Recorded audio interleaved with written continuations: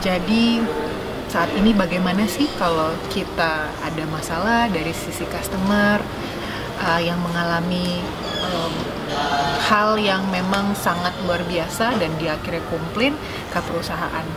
Nah, berdasarkan pengalaman dan juga hal-hal yang sudah pernah dilihat berdasarkan histori perusahaan-perusahaan lain, sebenarnya cara menanganinya itu yang pertama adalah kita harus memiliki cepat tanggap yang pertama kepada konsumen gitu, karena ketika ada konsumen yang sudah dalam high tense kepada perusahaan, kita harus memberikan respon yang cepat, first respon. Nah, ketika respon itu dilakukan dengan cepat, itu mengurangi resiko semakin bertambah tinggi komplain yang disampaikan oleh customer. Jadi yang pertama adalah bagaimana kita mengatur waktu untuk merespon secepat mungkin. Kemudian yang kedua, setelah kita respon cepat, kita harus punya cara untuk mendengar dan memahami konsumen.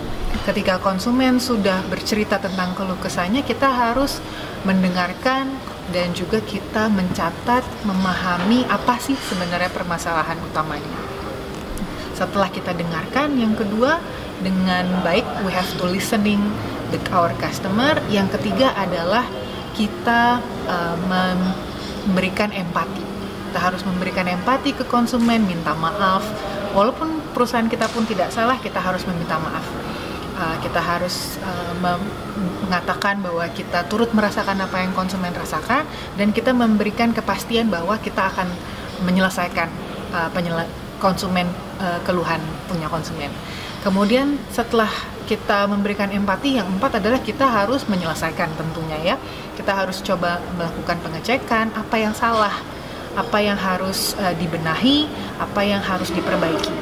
Dan kita harus memberikan solusi yang terbaik. Solusi terbaik itu tidak selalu kita penuhi keinginan konsumen, tapi kita win-win. Bagaimana kita memberikan solusi yang juga tidak merugikan perusahaan. Setelah kita memberikan solusi, lalu yang terakhir adalah kita sampaikan kembali hasil solusinya ke konsumen.